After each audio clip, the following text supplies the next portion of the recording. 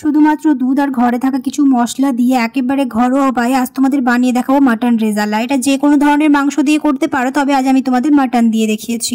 একেবারে ঘরোয়া উপায় বানিয়ে দেখাবো, যে কেউ বানিয়ে ফেলতে পারবে আমার আজকের ভিডিও দেখে। আসসালামু আলাইকুম, কেমন আছো তোমরা সবাই? নতুন একটা রেসিপিতে তোমাদের সবাইকে স্বাগত জানাই।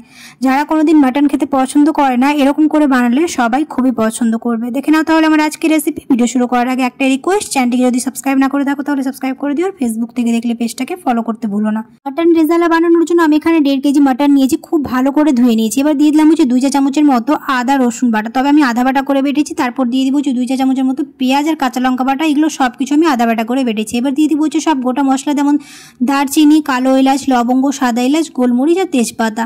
তারপর দিয়ে দিব স্বাদ অনুযায়ী নুন, তবে এখানে একটুখানি দিলাম, পরে আবার লাগলে দিব। তারপর দিয়ে দিলাম এবার দিয়ে দিব সব গুঁড়ো মশলা, 1 চা চামচ ভাজা জিরে গুঁড়ো, 1 চা চামচ ধনে গুঁড়ো, 1 চা চামচ গরম মশলা, আর দিয়ে দিব সরষের তেল। এখানে আমি মানে পরিমাণ মতো দিয়েছি।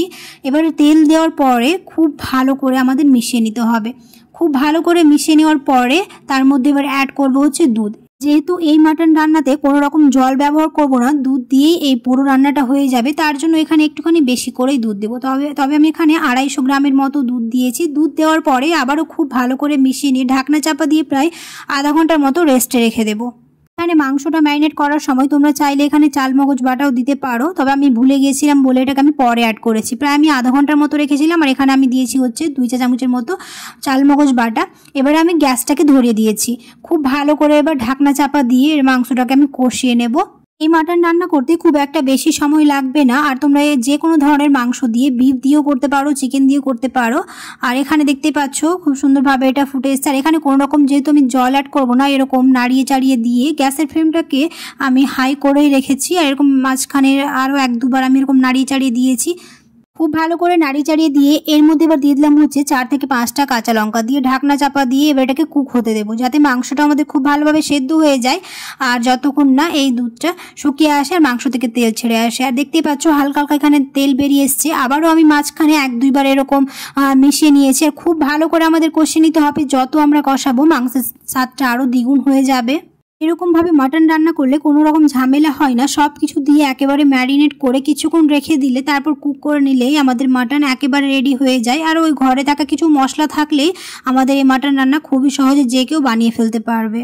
আমি এখানে প্রায় 15 থেকে 20 মিনিট খুব ভালো করে এটাকে কুক করে নিয়েছি। আর দেখতেই পাচ্ছ কতটা তেল ছেড়েছে মাংস থেকে। আবারও আমি এখানে 10 থেকে 15 মিনিট খুব ভালো করে অনেকেই আছো ভিডিও দেখে চলে যাচ্ছ, লাইক করো না, অবশ্যই লাইক করে দিও, কারণ তোমাদের একটা লাইক আমাকে অনেক মোটিভেট করে।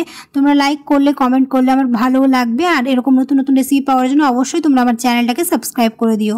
প্রায় 20 থেকে 25 মিনিট আমি এরকম ভালো করে কুক করে নিয়েছি, আর আমাদের মাটন রেজালা একদম রেডি হয়ে গেছে। আর দেখতেই পাচ্ছ কতটা লোভনীয় লাগছে, আর একেবারে তেল ছেড়ে এসছে। আশা করছি আমার আজকের রেসিপি বুঝতে তোমাদের কোনো অসুবিধা হয়নি, আর আজকের রেসিপি তোমাদের ভালো লেগেছে। যদি ভালো লেগে থাকে তাহলে অবশ্যই একটা লাইক করে দিও, কমেন্টে জানাতে ভুলো না কেমন হয়েছে। এবার আমি একটা থালাতে সার্ভ করে দেখাচ্ছি, আর দেখতেই পাচ্ছ কতটা সুন্দর লাগছে। দেখা হবে খুব শীঘ্রই পরে একটা নতুন রেসিপিতে। সবাই খুব ভালো থাকবে, সুস্থ থাকবে, সাবধানে থাকবে। আল্লাহ হাফেজ। যারা কোনোদিন মাটন খাও না তারাও খুবই পছন্দ করবে।